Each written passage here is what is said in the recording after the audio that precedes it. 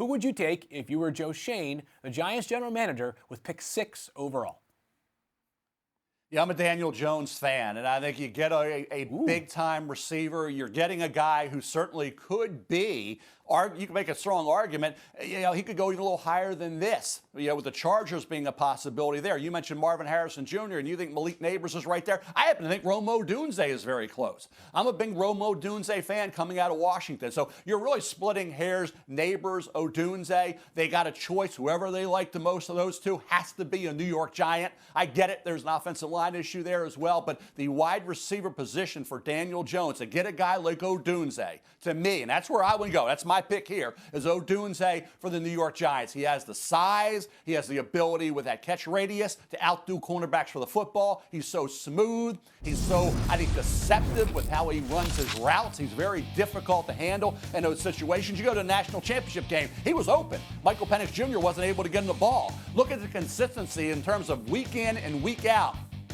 5 or more catches in every game. Only game he did was 3 against Utah, and he had a couple touchdown receptions in this game. Nobody found a way to contain him. And people say, well, he had other great receivers. Well, Jalen McMillan wasn't healthy all year. Polk had a good year. Jalen Polk did, but he didn't have McMillan healthy the whole season.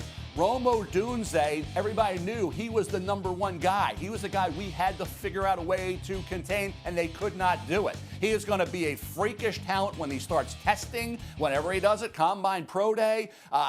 He can jump out of the building, and he has that size. He's, 215, 218 in that area. I'm a huge Romo Dunze fan. I give him the slight edge over Malik Nabers, and it's really too close to call. I know your neighbor's guy feel, but I'm going Romo Dunze, wide receiver Washington, to the New York Giants. Yeah, I've got Neighbors wide receiver 2. Been consistent with that, as you have with Romo Dunze being wide receiver 2. I think all 3 of these guys, Mel, are borderline can't miss at the wide receiver spot, which is why I'm not trying to be disrespectful of the excellence, the brilliance of Marvin Harrison Jr. I just want people to know that I do think the gap between he and those next 2 wide receivers, most specifically Malik Nabers, is not so astronomical that Nabers should be viewed as kind of like the other guy in this wide receiver dynamic. We have just a couple of minutes left here, Mel, before we get on to the next pick.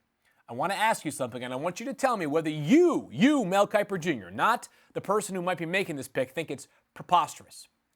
The Giants may need a quarterback upgrade because while Daniel Jones, you're a fan of him, I think there are others who have questions about him. You're not going to get J.J. McCarthy if you wait until the second round. Would you ever consider making J.J. McCarthy the 6th overall pick in the 2024 NFL Draft, or is that completely blasphemous? Preposterous is the word I think you said.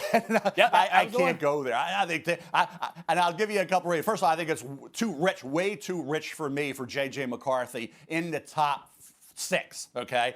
If you're picking 6, you got to get a quarterback you believe is right there with Drake May. Yeah. If you're picking this high, and J.J. has a chance, and I will get to J.J. down the line a little bit here. He's a tough one for me. I'm at 23 on my big board, but I think when you look at mock drafts and projecting where he'll go, I do think he's definitely going to be QB4. I will say this: Daniel Jones to me is and will be, when we look back to the careers of Daniel Jones and J.J. McCarthy, Daniel Jones is going to be a better quarterback. Daniel Jones has already shown he can be a winning NFL quarterback, a really good quarterback. He needs help. We talked about what New England didn't do with their guy.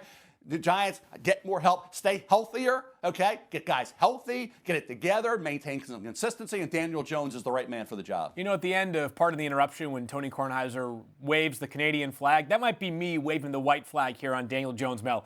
I'm nervous. The turnover is just far too prolific during his time, and now he's got an ACL tear on top of 2 neck injuries. I wouldn't take a quarterback at 6th overall as well, but I understand that GMs and coaches are under pressure, so I'm just saying, crazier thoughts have entered my mind than the Giants reaching for a quarterback early in round 1.